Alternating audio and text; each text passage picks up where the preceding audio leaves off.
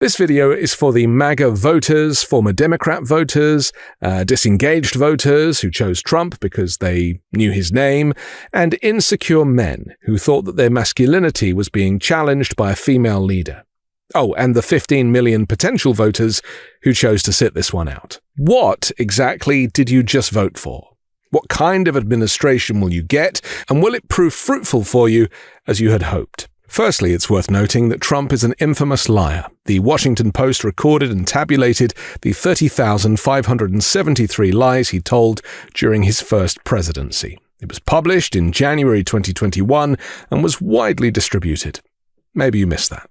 Maybe you watch Fox News, who failed to cover it, and in most cases just repeated his lies, which might have made you think that what he had said was true because they also say it on TV, but that's not quite how it works.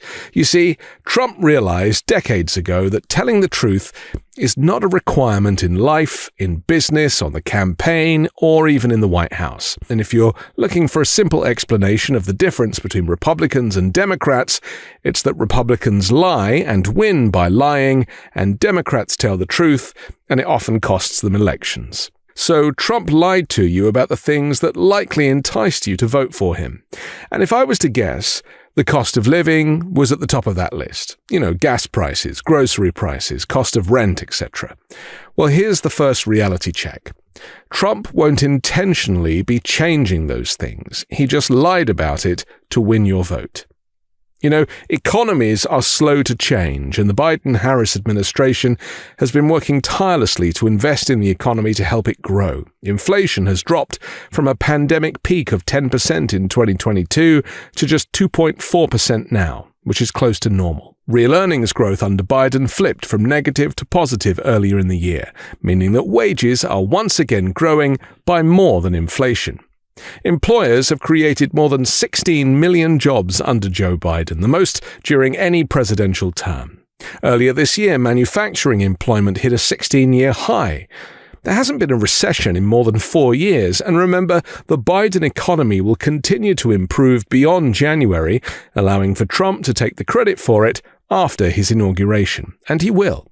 The same as he took credit for Barack Obama's economy in 2016 through till the pandemic hit when he helped crash it. Trump has zero record as being good with the economy.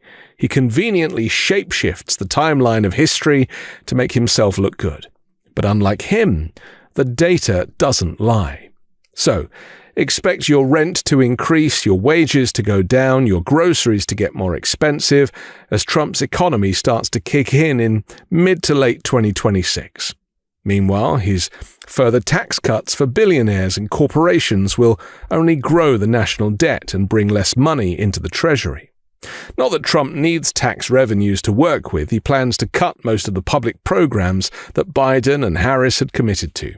Goodbye Chips and Science Act, goodbye infrastructure bill, goodbye to the benefits and entitlements that you've enjoyed under the Democrats. That's what you voted for. Trump was so desperate to win, to stay out of prison, that he was prepared to say anything to steal your vote. And most people didn't check. They just took him at his word.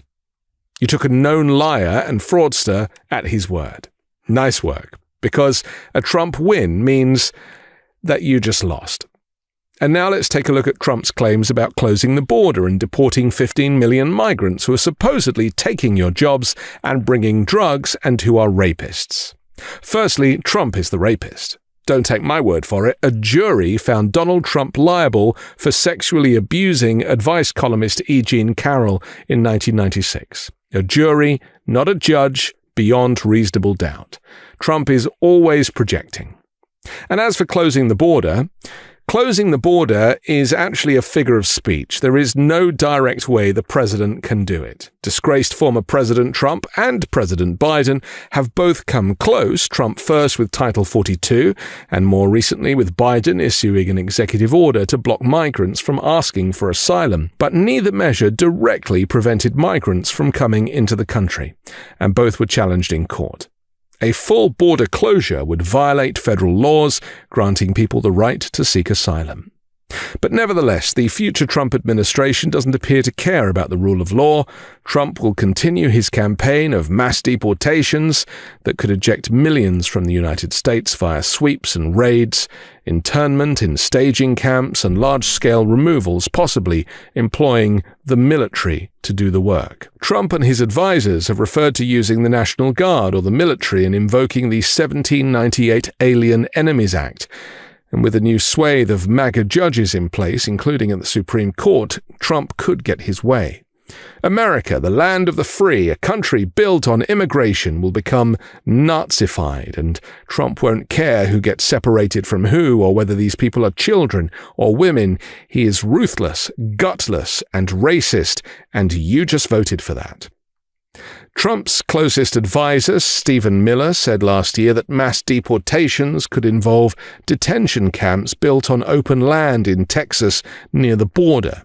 That's the same Stephen Miller who, at the recent rally, said America is for Americans and Americans only. Mexico's government is bracing for threats, including Trump's campaign promise to impose tariffs. Trump vowed, if elected, to impose a 25% tariff on Mexican goods, escalating to 100% if Mexico's government does not act to stop migrants and fentanyl from crossing its northern border. Deporting people back to Mexico would severely damage the country's economy by increasing the unemployed population and slashing remittances. Incidentally, trade between Mexico and the United States exceeded $800 billion last year, and Trump would be compromising that and a whole lot more. You see, these xenophobic and racist tropes aren't rooted in any real detail or economic analysis or planning. They're just dog whistles to win votes from people who want someone else to blame for their problems. Immigrants are and have always been an easy target. And I'm sure that all those exhausting jobs working on farms that immigrants are prepared to do for almost no money so that we can eat will be snapped up by white Trumpian Americans for less than minimum wage. Many farm workers are paid based on how much they pick, which is known as the piece rate. For example, in North Carolina, the piece rate for sweet potatoes is about 45 cents per 35-pound bucket. You see, whilst it might be fun to vote for the convicted felon, the adjudicated rapist who swears and snarls and is racist and dances and pretends to be the anti-establishment candidate, just remember that he is the very elite that you complain about. He is a confidence trickster who makes a compelling argument, provided you don't fact-check him. Trump won because he lied, and his disinformation campaign was supported by the TV networks, the social media platforms, every member of the Republican Party, and Russia, China, and Iran. On Election Day, bomb threats were conveyed to polling sites in battleground states, Georgia, Michigan, Arizona, and Wisconsin, with the FBI stating that the hoax threats emanated from Russian email domains. The Russians also ran an effective doppelganger network of websites that mimicked legitimate American news outlets, like the Washington Post, but published fake news to undermine confidence in elections and increase polarization. How is it possible for Kamala Harris and Tim Walz to compete with that level of disinformation and anti-democratic propaganda? They can't. I'm amazed that she even got 68 million votes, to be honest, fighting an uphill battle. Whilst our voting system is safe and secure, our information system is not. The corporate media has been bought, and that means the end of normal, free and fair elections. The democratic right to vote has been infiltrated by oligarchs. Musk buying votes, Joe Rogan spreading false information, Trump lying, Zuckerberg calling Trump badass, Bezos preventing the Washington Post from supporting Kamala Harris. If you voted for Trump, you just voted for an oligarchy. You just voted against your own best interests.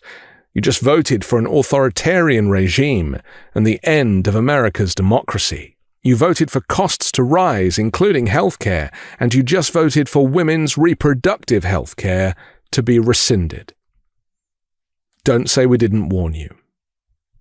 I'm Anthony Davis. You can find me on the 5 Minute News YouTube channel and podcast, on Wednesdays co-hosting Uncovered, and on Sunday on The Weekend Show with MeidasTouch. Love this video? Make sure you stay up to date on the latest breaking news and all things Midas by signing up to the MeidasTouch newsletter at MeidasTouch.com/newsletter.